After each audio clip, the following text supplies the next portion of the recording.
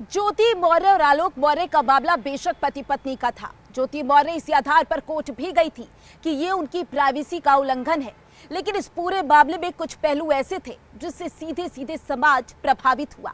कई शादीशुदा महिलाओं के पतियों ने उनकी पढ़ाई छुड़वा दी क्योंकि उन्हें डर था कहीं उनका हाल ज्योति मौर्य की तरह ना हो।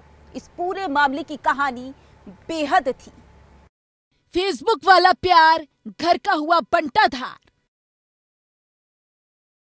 फेसबुक वाली दोस्ती की फांस इतनी गहरी हुई कि 7 फेरों वाला गठबंधन खुल गया।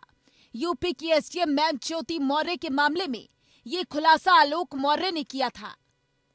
ज्योति मौर्य को पढ़ा लिखा कर एसडीएम के पद पर पहुंचाने वाले उनके 4th ग्रेड कर्मचारी पति आलोक मौर्य मीडिया के सामने खून के आंसू रोने को मजबूर दिखे।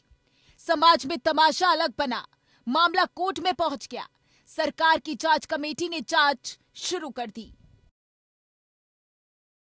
आलोक के आरोपों के जवाब में ज्योति मौर्य ने संगीन इल्जाम लगाए थे। दहेज के लिए तंग करने का आरोप लगाया, झूठ बोलकर शादी करने का इल्जाम लगाया, आलोक से डाइवोर्स की अर्जी दाखिल कर दी, जिसमें अभी फैसला होना बाकी है। सुलह होगी दोनों में या नहीं, ये भी सवाल अहम है, क्योंकि आलोक मौर्य ने ज्योति के खिलाफ करप्शन के जो आरोप लगाए थे वो रहस्यमय तरीके से वापस लिए और ज्योति को सरकारी जांच से मुक्ति मिल गई। तो एक आसार ये भी है कि मियां बीवी में पैचअप हो गया है। इससे पहले आलोक मौर्य और ज्योति मौर्य का मामला यूपी से लेकर बिहार तक घर घर में चर्चा का विषय बन गया था। हाल के दौर में समाज ने ऐसा कोई मामला नहीं देखा था जो इस तरह बहस और विवाद का मुद्दा बन जाए, लेकिन ज्योति मौर्य और आलोक मौर्य की घटना में ऐसा ही हुआ। समाज की तीखी प्रतिक्रियाएं आईं। ज्योति मौर्य इस पूरे मामले में अपनी दलीलें देती रहीं, अपनी प्राइवेसी की बात कहती रहीं, लेकिन कोई काश उनसे सवाल करता कि आपकी प्राइवेसी तभी तक प्राइवेट है जब वो समाज को डिस्टर्ब नहीं करे। लेकिन एसडीएम साहिबा आपके केस में ऐसा नहीं हुआ। जिसे ज्योति मौर्य अपनी प्राइवेसी बता रही थी, उसके चलते न जाने कितनी महिलाओं से उनके पतियों ने पढ़ाई छुड़ा दी। न जाने कितने घरों में पति अपनी पत्नियों को ज्योति मौर्य का नाम लेकर ताना देने लगे। और ये सब कपोल कल्पना नहीं, ये सारी बातें सार्वजनिक हो चुकी थी। बिहार के जाने माने पटना के यूट्यूबर खान सर, जिनका जादू देश के लाखों छात्रों पर सिर चढ़कर बोलता है, उन्होंने खुलासा किया था कि उनके इंस्टीट्यूट से 90 से ज्यादा महिलाओं से उनके पतियों ने पढ़ाई छुड़वा दी। इन पतियों को ये डर सताने लगा था कि कहीं सब आगे चलकर ज्योति मौर्य न बन जाएं। हमारे यहाँ से बीपीएससी बैच में लगभग 93 के आसपास के हस्बैंड आए, सब लेके चल गए एडमिशन।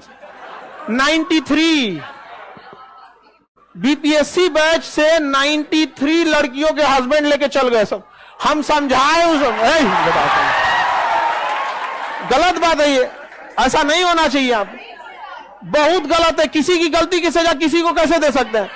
अच्छा, हम लोग कितना समझाएंगे किसी को? मैं एडमिशन जबरदस्ती बेचारा से वहां पे समझा के जितना को समझा सकता था आदमी समझाया, लेकिन बेचारा सब ये कितना गलत बात है। यहाँ पे एडमिशन कटवा के लेके चल गया सब। पति पत्नी और वो की इस कहानी में बाद में अलग अलग मीडिया रिपोर्ट्स में ज्योति मौर्य के कई बयान आए। मनीष दुबे से उन्हें दोस्ती का हक है, मनीष दुबे के साथ जिंदगी बिताने का हक है, उन्हें प्राइवेसी का हक है। इन तीनों बातों में कोई भी व्यक्ति इनकार नहीं कर सकता। ये किसी भी आजाद मुल्क में हर किसी का हक है, अकेले ज्योति मौर्य के हक का सवाल नहीं। लेकिन इसी के साथ कुछ सवाल जो आलोक मौर्य ने उठाए थे, जिन्हें आलोक ने रहस्यमय तरीके से वापस भी ले लिया, उनके जवाब सामने कभी नहीं आ सके और जांच भी खत्म हो गई। हालांकि इस पूरे मामले में कई सवाल भी उठा दिए। क्या इंसानियत के रास्ते पर चलने का मतलब धोखा खाना है? क्या शादी के बाद पत्नी को पढ़ाना लिखाना अपराध है? क्या पति का पत्नी के साथ रहने की उम्मीद करना बेईमानी है? इस बारे में हम कोई कमेंट नहीं करना चाहते।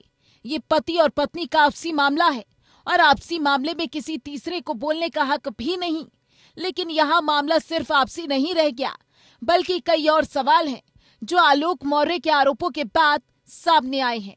आलोक के हवाले से जो खबरें आई थी उनके मुताबिक साल 2020 से पहले सब ठीक था, लेकिन 2020 में होमगार्ड के कमांडेंट मनीष दुबे से ज्योति मौर्य के फेसबुक के जरिए दोस्ती हुई। इसी के बाद बिगड़ती चली गई और आलोक की घर गृहस्थी बिखरती चली गई। 2020 में ज्योति की जान पहचान गाजियाबाद में तैनात जिला कमांडेंट होमगार्ड से हुई। दोनों में बातचीत होने लगी। हमें लगा चलो अधिकारी है, बातचीत तो करनी ही पड़ती होगी, लेकिन 2022 में एक बार घर के मोबाइल में अपना फेसबुक लॉगिन करके ज्योति भूल गई। दोनों के बीच अश्लील चैट हुई थी। इसे देखकर मेरा माथा ठनका। विरोध किया तो लड़ने झगड़ने और जेल भेजने की धमकी देने लगी। ये आलोक का वो आरोप था जो उन्होंने ज्योति मौर्य से संदिग्ध तरीके से सुलह होने से पहले लगाए थे। खैर, अब मियां बीवी राजी तो क्या करेगा काजी, लिहाजा इन आरोपों के बारे में अब आलोक ही जाने, किसी और को क्या मतलब। यहाँ ये भी बताना जरूरी है कि ये वही आलोक है जिसके हवाले से मीडिया रिपोर्ट्स में तमाम बातें सामने आई थी। आलोक का दावा था कि ज्योति मौर्य और मनीष दुबे को उसने 22 दिसंबर 2022 को होटल मैरियट लखनऊ में रंगे हाथ पकड़ लिया था। फिर सफाई देने लायक कुछ नहीं रहा। आलोक के मुताबिक जब उसने विरोध किया तो दोनों ने उसके ऊपर हमला कर दिया। आलोक का दावा है किसी तरह वो जान बचाकर भाग सका। खैर, कहानी यहाँ तक जो थी सो थी, उसमें निजता का सवाल भी था। अश्लील चैट्स का भी मामला था जिसे कई चैनलों ने दिखाया भी।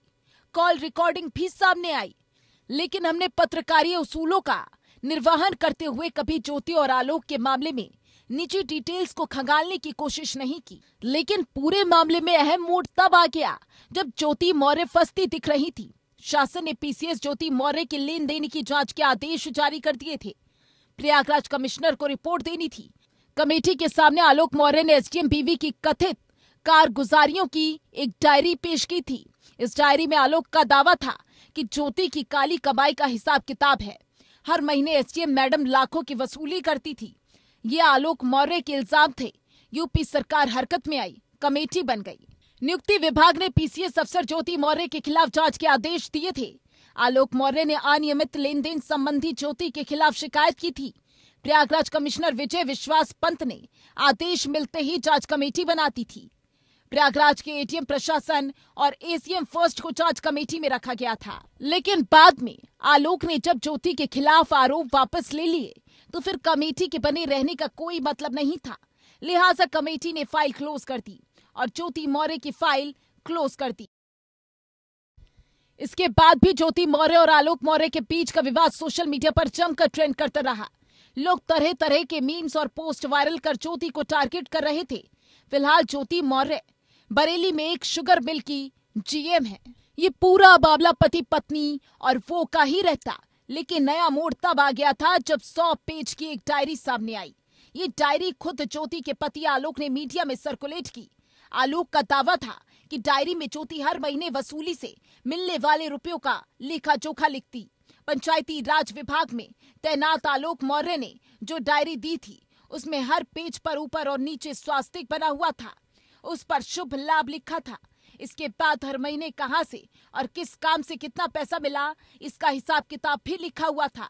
आलोक ने दावा किया है कि यह हैंडराइटिंग ज्योति की है। प्रशासन चाहे तो इसकी जांच भी करा सकता है, लेकिन बाद में आलोक खुद मुकर गया, आरोप वापस ले लिए और अपने ही आरोपों पर आलोक मौर्य ने चुप्पी साध ली। ज्योति कौशाम्बी के चायल तहसील में 2019 से 2021 के बीच तैनात थी। आलोक और ज्योति की शादी साल 2010 में हुई थी। शादी से 1 साल पहले 2009 में आलोक पंचायती राज विभाग में 4th श्रेणी कर्मचारी के रूप में बहाल हुआ था।